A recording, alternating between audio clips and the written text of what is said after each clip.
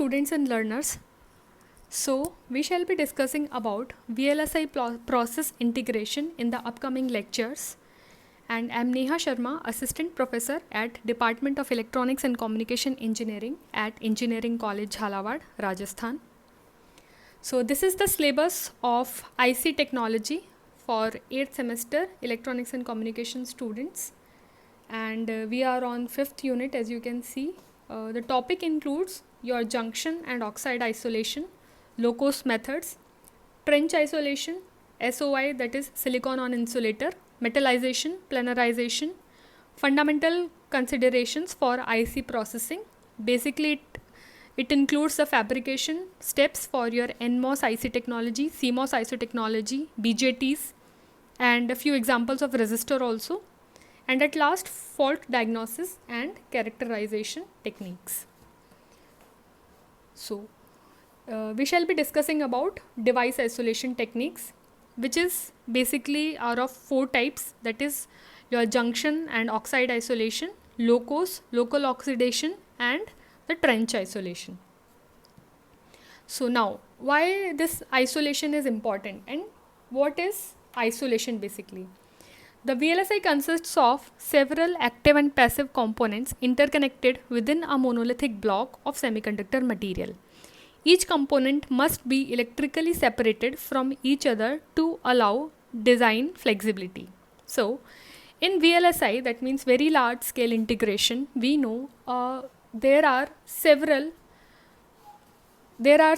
active and passive components, that means devices. They are fabricated on a single chip. They are very close to each other. So, just to make just to separate them between these components, we have to ensure some technique and we have to build some technique so that there should not be any interaction between these devices and these blocks. So, all those techniques that we use are under your device isolation techniques. So, why it is required? To prevent undesired conducting paths, to avoid creation of inversion layer outside the channels, to reduce leakage currents. So, like if by mistake some NP forward path, NP forward biased diode can be formed, which we can say it is a parasitic between these between any two devices, and which leads to the conduction of current.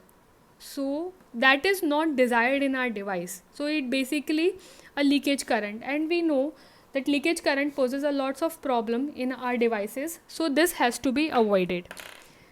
So these are the 4 types by which we can avoid such type of situations. First one being junction isolation, oxide isolation, low-cost, that means your local oxidation, and last one your trench isolation. As you can see in the first one, PN junction isolation, basically what we are doing just an island of P is there in your full N substrate, whereas in your oxide isolation we are separating the devices, we are separating the device area by SiO2 or some oxide material. Now, PN junction isolation. So, the PN junction is an inherent part of all components and devices. Thus, a resistor formed by making a diffusion into a semiconductor substrate of opposite impurity type is isolated from it as long as reverse or zero bias is maintained across the junction formed in this way. Moreover, any number of resistors placed side by side will be isolated from the substrate as well as from each other, provided that this junction bias is maintained. So you can see here the green one are the isolation islands or the active area, and this it is formed inside this P substrate. So we have to ensure that this P plus N with the substrate has to be reverse biased or no biased, such that these islands can be isolated from each other. In the second diagram, you can see the 2 PJTs, that is your emitter, base and collector terminals. You can see here these are 2 separated under 2 tubs of N are formed in your P substrate, and this is a triply diffused technology. This PN junction isolation is a self-isolation process. So basically this is an older technology and has some demerits, especially with reduced dimension in today's need for fast speed devices. So as you can see, we are moving towards a sub-threshold regime in today's technology, like it is in nanometer. That means device size is of major concern.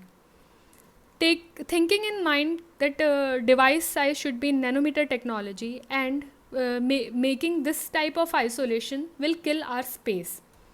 And with the space there is there it will affect even the speed also. So how it is affecting means it will be more difficult to control the isolation tub width, and the capacitance associated with these junctions, that is the collector isolation capacitance, particularly if I'm talking about BJT, affects the speed of your transistor. So this is basically a very old technology and will not be go par in today's technology when we are talking about nanometer fabrications. Next one is your oxide or dielectric isolation. So isolation in silicon based microcircuits can also be obtained by the formation of individual tubs of active material which are lined with an oxide layer. So devices are created in dedicated region called the active regions. You can see here the tubs formed here in N are your active areas. These are your active areas, and it is lined with your this shaded part. This shaded part is of silicon dioxide, any oxide material, particularly silicon dioxide we use here. So these are उसके around हमने boundary बना दी है dielectric material की, such that आपस में कोई इनका interaction नहीं होगा आपस में dielectric material है तो कोई conducting path भी नहीं बन पाएगा. So this is really very good technique, and each active area is basically surrounded by your thick oxide barrier called your filled oxide. So this is your dielectric or oxide isolation.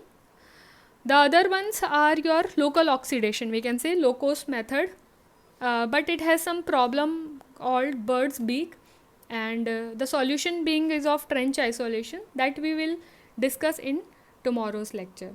Thanks for today.